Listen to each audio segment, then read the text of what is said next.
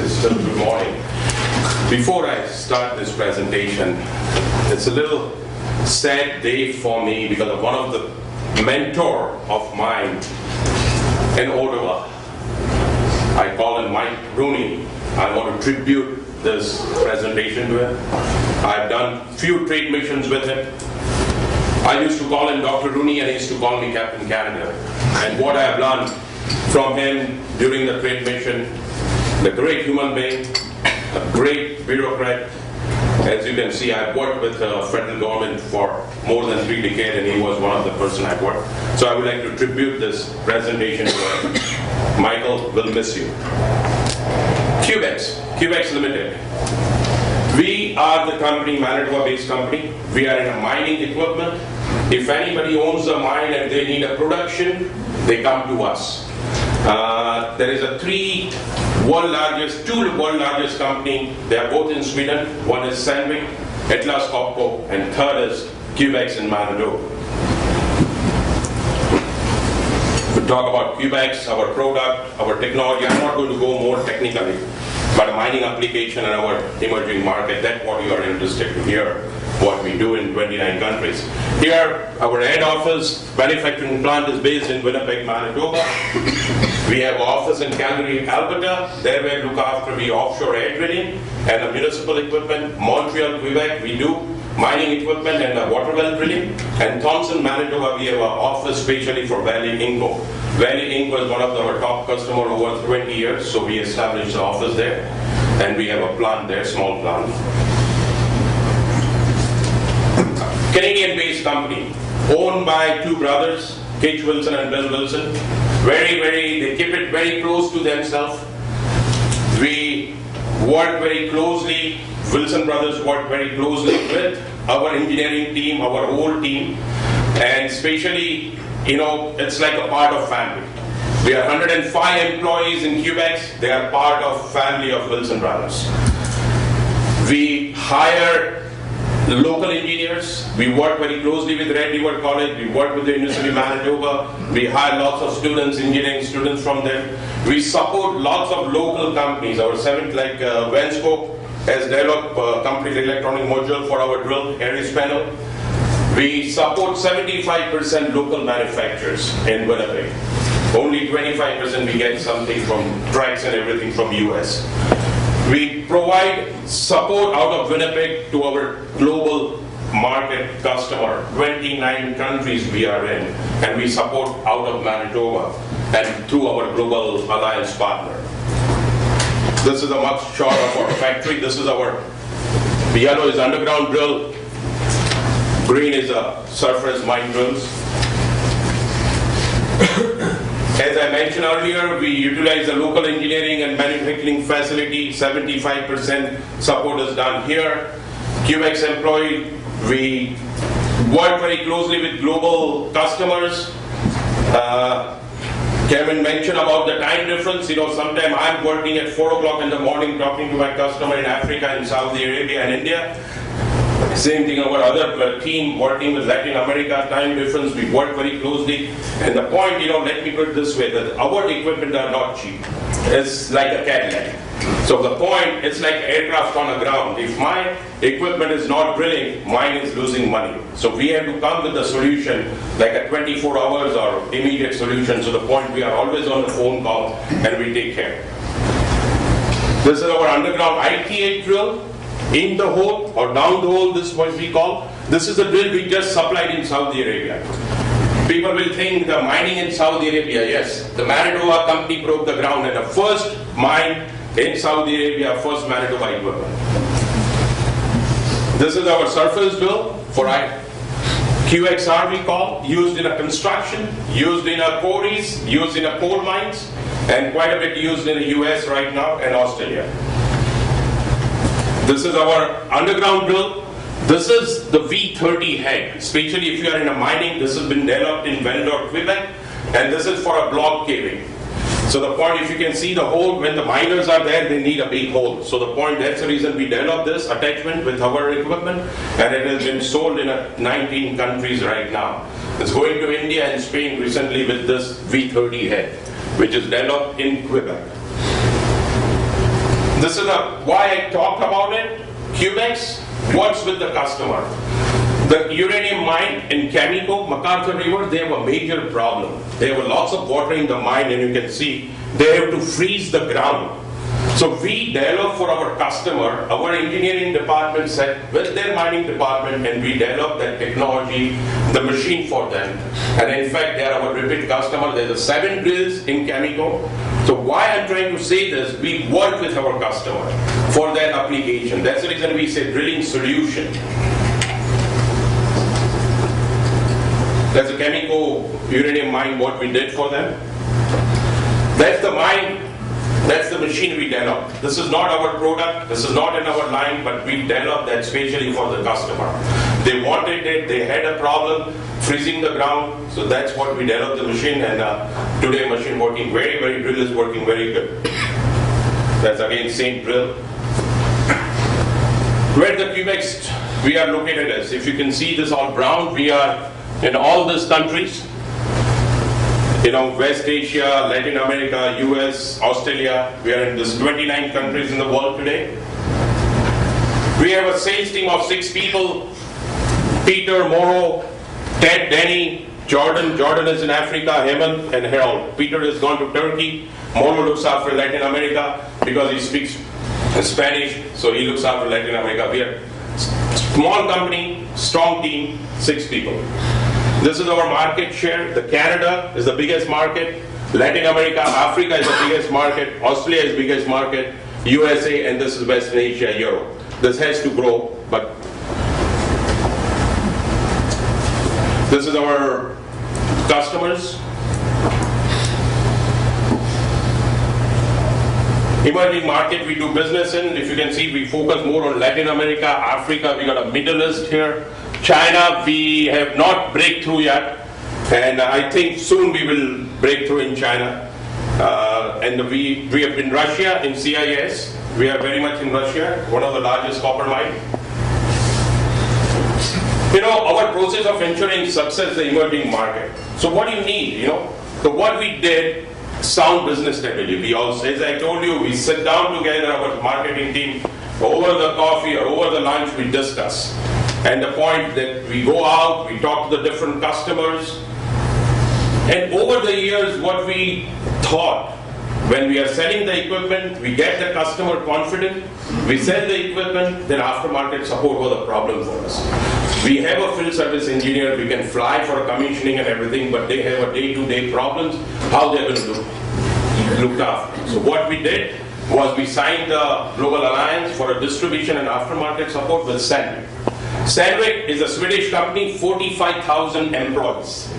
They signed the agreement with 105 employees company, Quebec, and we are very successful with them today. We signed that alliance in 2009, and I think we have done very well, and it has been working out very well. Customers are happy, and it's working out very well.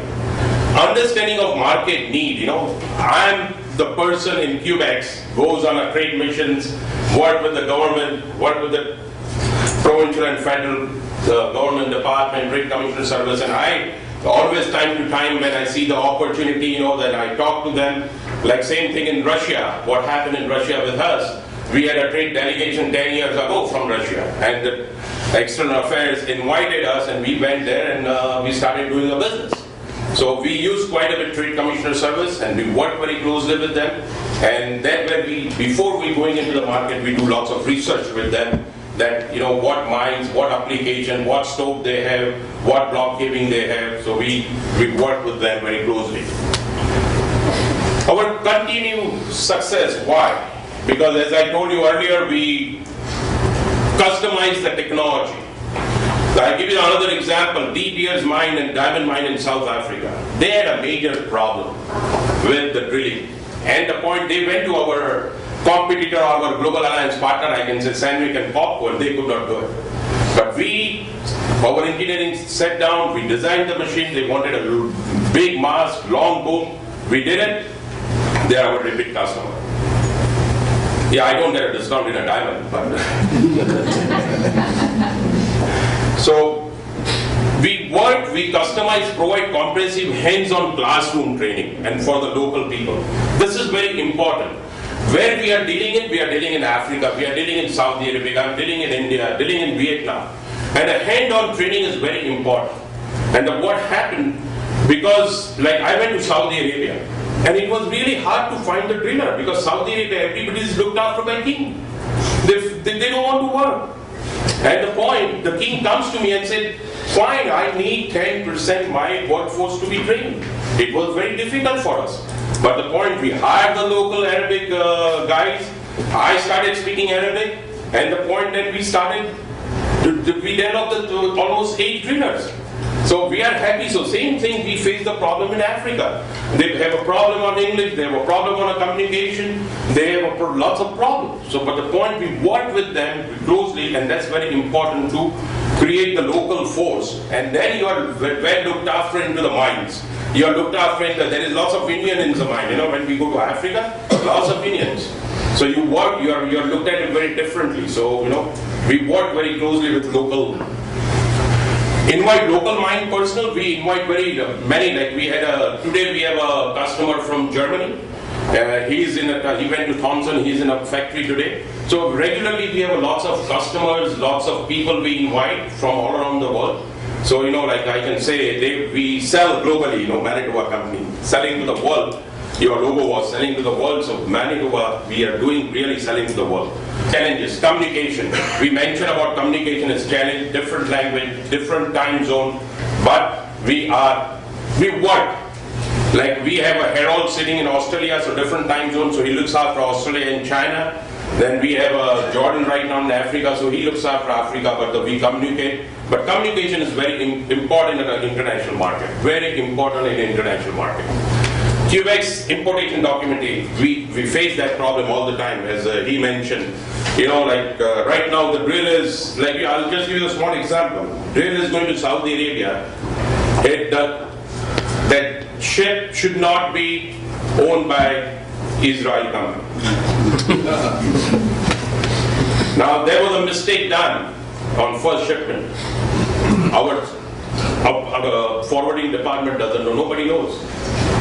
At the point that we had to take that drill to Jordan, and then from Jordan it has to go to the different ship. So like this, there's not only Saudi, but lots of other points. Like India, there was a consular invoice needed. India and Canada is a Commonwealth. You don't need a consular invoice, but somebody sitting in their bureaucracy sent a note, we need a consular invoice. So how I'm going to create the consular invoice? When I go to the Indian embassy, they said, no need. But the point, my payment is stuck until I don't give that document. So what we did, we just take an invoice in front, we put a consular invoice and send that to the They send it and that's done. So that's, you have to use a little sense of humor and get it over with. So plan for delays, you know, right now I'm getting SMS. You know, like my drill is going to somewhere in Turkey and there is a ship is not available until 27th of November. So the point, there is a delay. But you know, we keep informed to the customer, we let them know that what is the genuine problem is, why it is, what is the genuine problem is, and we explain them, and you give them, and it's not in your hand, you know, like a ship is going on 27th, you can't do it. Unskilled labor force, we face this when we are going into the Russia, we go into Africa, we go to Saudi, we go to India, we have a problem. But the point, we work, we hire the local people, we work with our global alliance partner, and the point, you have to be ready for it. You have to be ready for it, prepare for it, and you'll be more successful. Language barrier, we talked about it earlier. Train your internal staff to be patient. Oh, that's difficult. That's difficult. You know, like we face this problem day to day. We call it cross-cultural communication. I remember, you know, 15 years ago, I had a friend, and he's here in this room. He started this cross-cultural communication, you know, and it's how much it is important, cross-cultural communication in an international market. And every day, that's my other job. I try to tell my engineering people, my freight forwarding people, you know, I said, hey, listen guys, we need to do a cross-culture, very important. And I remember my friend Anupam used to give a example about how the cross-cultural communication plays an important role in your international market. There was a car, if you remember, manufactured by GM called Nova, N-O-V-A, many years ago, small car. Nova, they started that car in Latin America. They started that car in Latin America, and they went with the same name, Nova.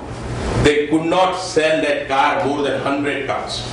Reason? Anybody can tell me the reason? No go.